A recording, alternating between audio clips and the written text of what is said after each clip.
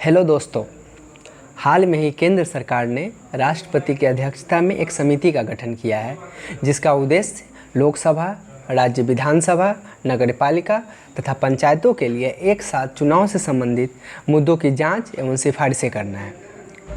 केंद्र सरकार के इस मामलों से यह मामला सुर्खियों में है कि क्या एक साथ पूरे देश में चुनाव संभव है। तो आइए इसके फायदे, नुकसान समेत सभी मुद्दों पर चर्चा करते हैं।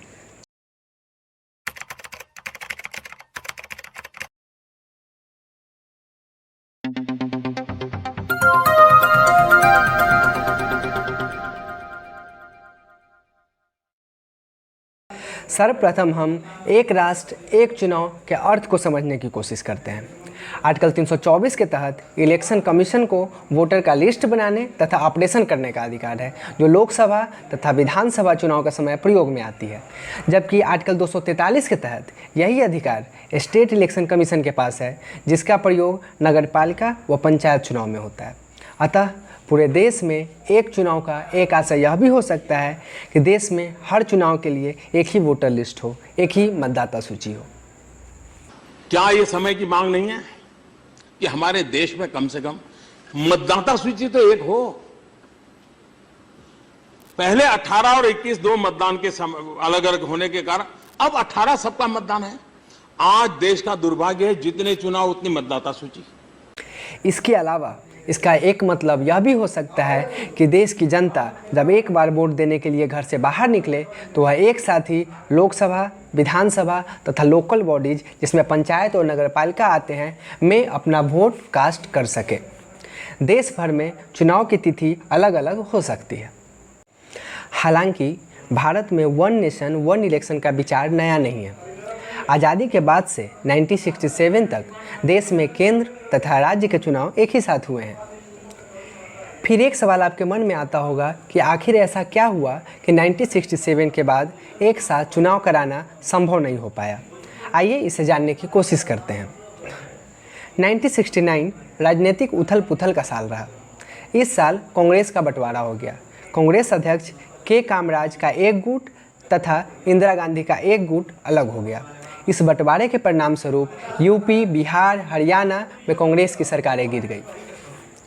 हरियाणा में तो एक विधायक गयालाल ने 15 दिन के अंदर ही 3 बार पार्टियां बदली।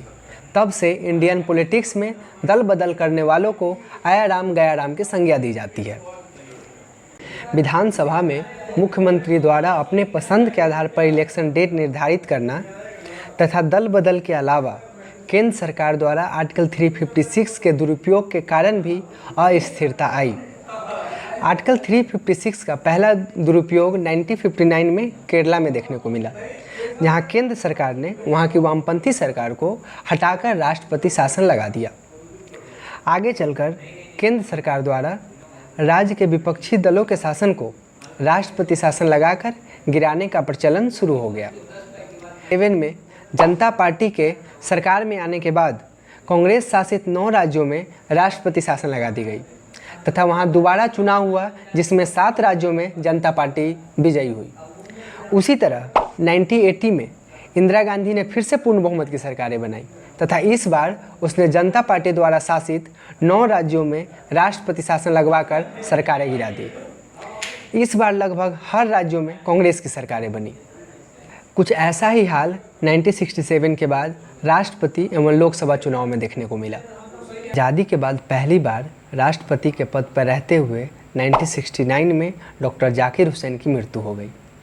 तत्पश्चात उपराष्ट्रपति बीबी गिरी राष्ट्रपति के पद पर आसीन हुए। अब उपराष्ट्रपति का सीट खाली होने के कारण उसका चुनाव कराया गया, जिस कारण उपराष्ट्रपति चुनाव में भी अनियमितता आई। 1969 के राष्ट्रपति चुनाव के बाद अगला चुनाव 1974 में होना था। 1974 में राष्ट्रपति बने फखरुद्दीन अली अहमद की मृत्यु भी पद पर रहते हुए 1977 में हो गई। इस तरह राष्ट्रपति चुनाव भी अनिश्चित समय पर होना शुरू हो गया।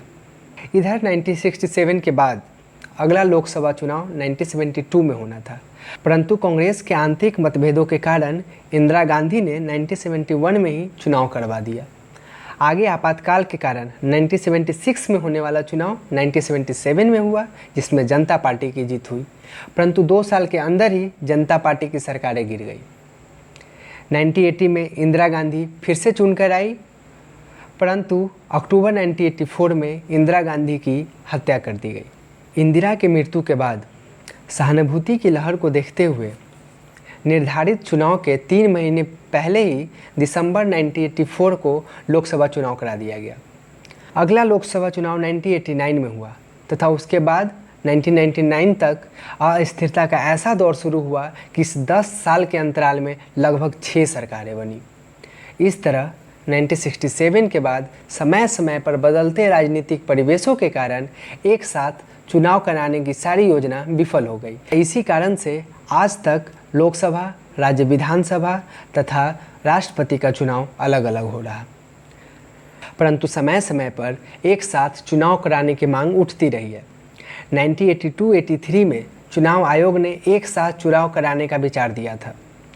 1999 में न्यायमूर्ति बीपी जीवन रेड्डी की अध्यक्षता वाली विधि आयोग ने भी एक साथ चुनाव कराने की बात कही थी। हाल में ही नीति आयोग और संसदीय स्थायी समिति जैसी संस्थाएं भी एक साथ चुनाव कराने को लेकर सुझाव दे चुकी है। विपक्षी द्वारा इसके विरोध तथा सत्ता पक्ष द्वारा इसके तारीफ को जानने से पहले हमें यह जानना जरूरी है कि वन नेशन और वन इलेक्शन के लागू होने पर हमें क्या फ़ायदाएं और क्या नुकसान होंगी। बार बार चुनाव गुड गवर्नेंस के लिए बाधा उत्पन्न करती है।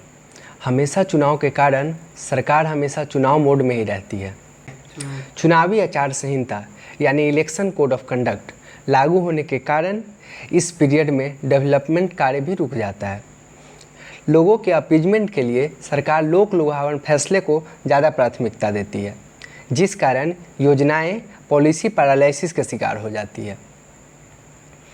बार बार चुनाव होने के कारण सरकारी स्टाफ जैसे teacher, polling officer, police, CRPF जवान आदि इलेक्शन ड्यूटी पर होते हैं, जिस कारण अन्य सरकारी काम काज बाधित होती है।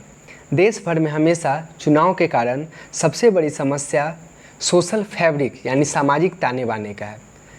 चुनाव के समय सोशल फैब्रिक जैसे जातिवाद, संप्रदायवाद, भाषावाद, क्षेत्रवाद आदि अपने चरम पे होती है।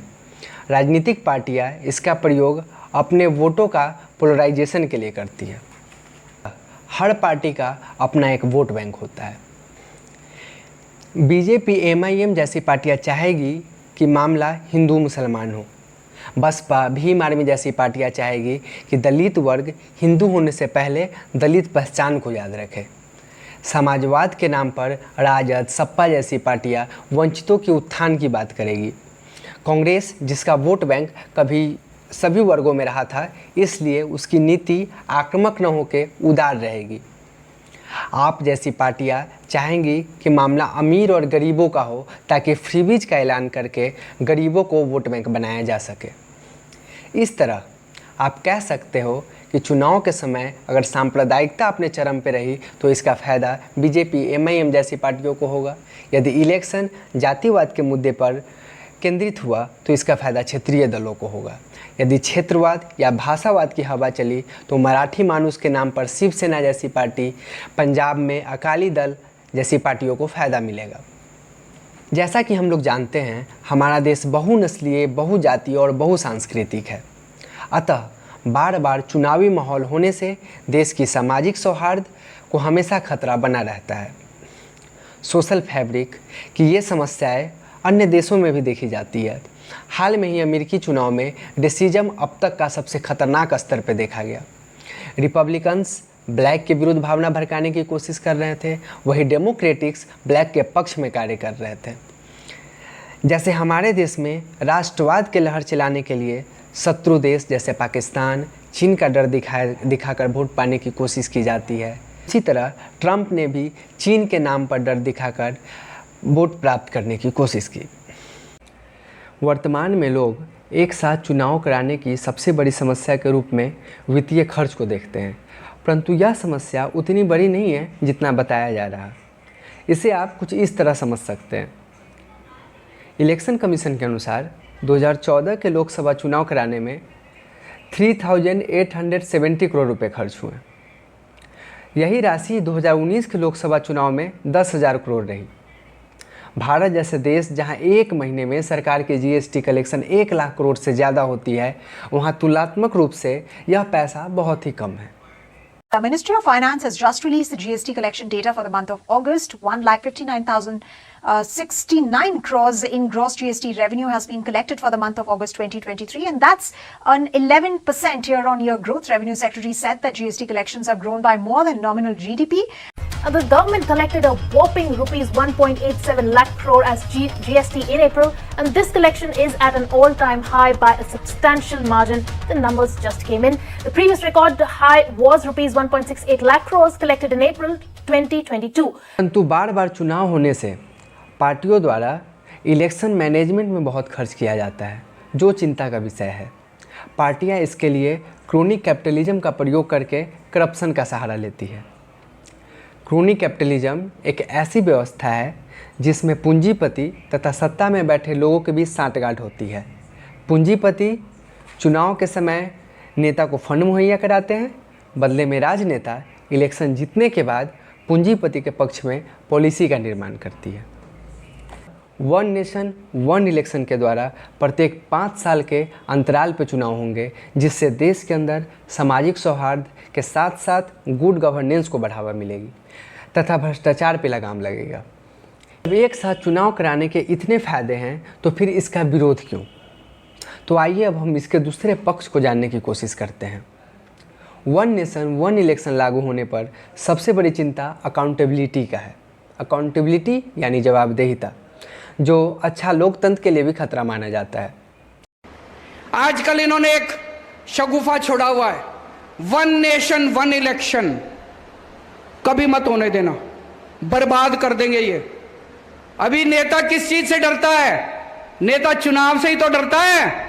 चुनाव खत्म कर दो, नेता शक्ल दिखाने भी नहीं आएगा आपको। कभी नेता को आपके पास आना पड़ता है, पंचायत के चुनाव हैं, कभी नेता आपके पास आता है नगर निगम के चुनाव हैं, कभी नेता आपके पास आता है लोकसभा के चुनाव हैं, कभी नेता आपके पास आता है विधानसभा के चुनाव हैं। इसीलिए तो आता है नेता आपके बीच में, वोट मांगने आता है तो 4 काम भी करके जाता है। अगर चुनाव ही खत्म हो जाएंगे तो शक्ल नहीं दिखाएंगे। ये माना जा रहा है कि एक बार चुनाव जीतने के बाद नेता अपने जवाबदेही से दूर चले जाएंगे तथा फिर 5 साल बाद वापस आएंगे। भारत जैसे बड़े देशों में चुनाव ही एकमात्र ऐसी जरिया है जिससे नेता अपने क्षेत्र में दिखते हैं। तो ये कह रहे हैं one nation one election. One nation one election का क्या मतलब है कि 4.5 साल पूरी दुनिया में घूमेंगे, 4.5 साल पूरी दुनिया में घूमेंगे और 6 महीने में अपनी शक्ल दिखाने के लिए आया करेंगे। कुछ विशेषज्ञों का यह भी मानना है कि एक साथ चुनाव होने से राष्ट्रीय मुद्दे हावी रहेंगे तथा लोकल मुद्दे खत्म हो जाएंगे।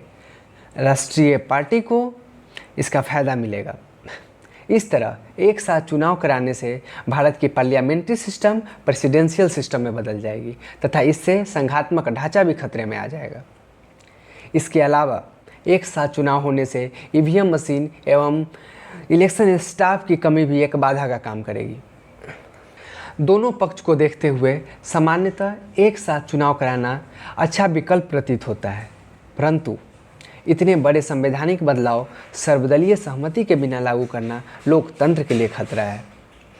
सरकार को अपने बहुमत के धांधली से बचना चाहिए। यदि संघवाद के सुरक्षा को लेकर राज्यों को भय है तो राज्य से सरकार को विमर्श करके सहमति लेनी चाहिए।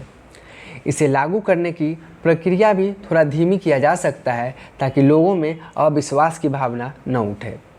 इसके अलावा लोकसभा तथा राज्य विधानसभा का इलेक्शन एक साथ तथा लोकल बॉडीज का चुनाव एक साथ करने के बारे में भी सोचा जा सकता है। इससे पावर ऑफ सेपरेशन भी बना रहेगा तथा संघवाद का प्रॉब्लम भी सॉल्व हो जाएगा। साथ ही स्टेट इलेक्शन कमीशन को क्षेत्रीय स्तर पर मतदाता सूची बनाने का राइट दिया जाए, जिसका प्रयोग लोकसभा व राज्य विधानसभा के चुनाव में इलेक्शन कमीशन भी करेगी। तो पंचायतों के चुनाव वाली मतदाता सूची होती है, उसमें एक भी मतदाता छूटता नहीं है, क्योंकि वहां एक एक वोट की कीमत होती है कि 30-40 वोट से हार जीत होती है। अगर वो मतदाता सूची हमारी मतदाता सूची में कभी समस्या ही नहीं आएगी। आप इस मुद्दे पर अपनी राय कमेंट बॉक्स में जरूर बताएं।